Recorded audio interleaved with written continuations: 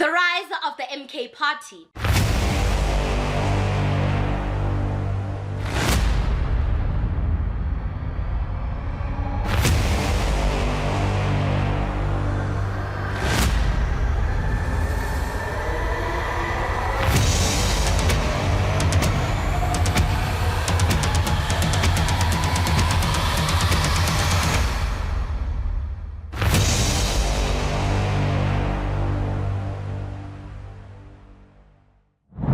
Hello, my name is Reneilwe Morema and I am your host right here on the African Diaspora News channel, reporting live from Johannesburg, South Africa. Political parties are struck by Zuma's spear.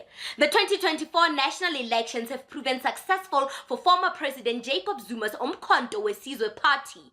The party is the largest in KwaZulu-Natal. As we speak, it has 58 seats in parliament, making it the third biggest party in South Africa, a position which was for years become synonymous with EFF party, which is not bad for a new political party. The former president has made a dramatic, if not a magical return to his eventful political career, causing a wholesale suffering to his comrades within the ANC and beyond. The resurrection of the man from Nkandla, KwaZulu-Natal not only pained the ANC, but the EFF led by Julius Malema probably became collateral damage of Zuma's spear. Zuma, who once took credit for having raised the ANC's election numbers during his time as the party's president, has been working overtime to bring its share of the vote below 50% and removing its parliamentary majority for the first time since the dawn of freedom. In KwaZulu-Natal, MK was leading with 44% and the ANC just under 19%. This success is due to Zuma's popularity, which is rooted in his humble roots and anti-establishment stance. I think the ANC's biggest mistake was to take for granted how much the people love Jacob Zuma, and no amount of propaganda spread by Cyril Ramaphosa's media could sabotage that. This man didn't finish his presidential term when he was forced to resign by Ramaphosa's allies at the National Executive Council of the ANC. His resignation caused a divide within the ANC party. It caused an uproar in KZN, and of course, the MK party is a vehicle for rage and revenge, and he did just that this year at the polls. The ANC's arrogance ignored Zweli Mkhize's warning about Zuma being a threat. An article on Sunday Time revealed that Zweli Mkhize wrote a letter to the ANC's KwaZulu-Natal's leadership, warning them about their attack on Zuma. Releasing statement in haste by the ANC leadership, both at national and provincial level, put the ANC in danger in KZN, and the results are low ratings at the polls. There are fears within the ANC in KwaZulu-Natal that the MK party plans to collapse municipalities in the province, which could see the ANC wiped out of councils in eThekwini Metro. ANC insiders say they were suspicious that some ANC councillors were working with the MK party during the ANC election campaign while they were campaigning for the ANC at the same time. There is suspicion the ruling party's campaign was sabotaged by cutting services to the communities. The eThekwini municipality was hit by water and electricity cuts for months ahead of the ANC election manifesto. I don't think blaming the MK party for the bad results at the polls is the right way. The ANC needs to do self-introspection. It's the kind of leadership they have embarked on that caused all of this. The ANC's failure at land expropriations, amongst other things, is the cause of their downfall. Zuma, on the other hand, wants to reclaim the land and change the country's constitution to favor the black majority. If the ANC goes into the coalition with the DA, then Ramaphosa will be doing what Ramaphosa always does, looking out for his own interests, being a sellout. Ramaphosa can be located at the heart of the current economic challenges faced by many South Africans. Poverty, inequality, and the biggest one of them all, unemployment.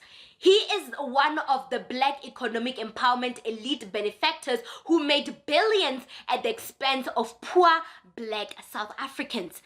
Black economic empowerment is a scheme that was designed to entrench the stronghold of big businesses in the economy by frustrating small and medium enterprises, using powerful politicians like Ramaphosa to protect their interests.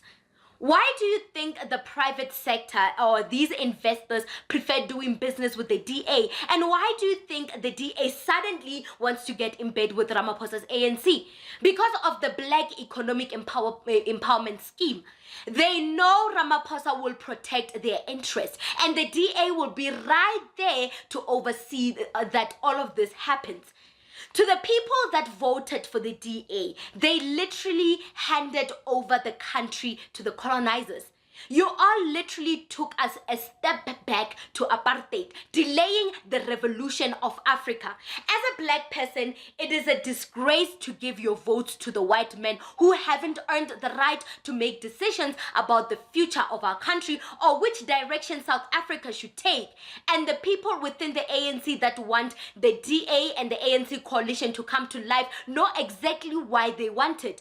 People like Fikile Mbalula and Gwede Mantashe, they will become corrupt and untouchable. They will be able to loot state funds easily and peacefully because the private sector and businesses that took a liking to the DA will be there to protect them. All they have to do is surrender South Africa to the private sector, sell off our country, and their pockets will forever be full. And the DA is here to serve as a portal for that. The poor will get poorer and the rich will get richer. The only obstacle to that transition is Jacob Zuma and the MK. MK gaining momentum was the public's fatigue with the ANC. The ANC's abused the public for too long, and our solution was Jacob Zuma. I am sorry to tell you this, but if you think the ANC or the DA has a solution for the economy, the already collapsing economy, then you need to wake up and smell the roses. Our economy is finished. At this point, the ANC is just doing PR to save face, to stay in power. But looking at what Zuma has done for the country while he was still president and what he wants to continue doing through the MK might be our only solution. Businesses were thriving during his governance. Black businesses were thriving under Zuma. There were no load sheddings. Well, there were load sheddings, but they were not as severe as they are today. And the ANC grew tremendously during Zuma. Jacob Zuma wants to bring land to the people without compensation, support the lives of the poor, the marginalized, the downtrodden, and the third-class structure. He wants to lead South Africa into true freedom, and that is why the people love him. He humbled himself before the people, and that is what true political ideologies are all about. What do you think about the rise of the MK? Do you think that Zuma has the South African citizens' interest at heart? Do you think that he will do right by us through the MK party? Comment to us in the comment section below. Don't forget to like and share the broadcast. Subscribe to our YouTube channel. Hit that notification bell so you don't miss these groundbreaking conversations right here on the African Diaspora News channel.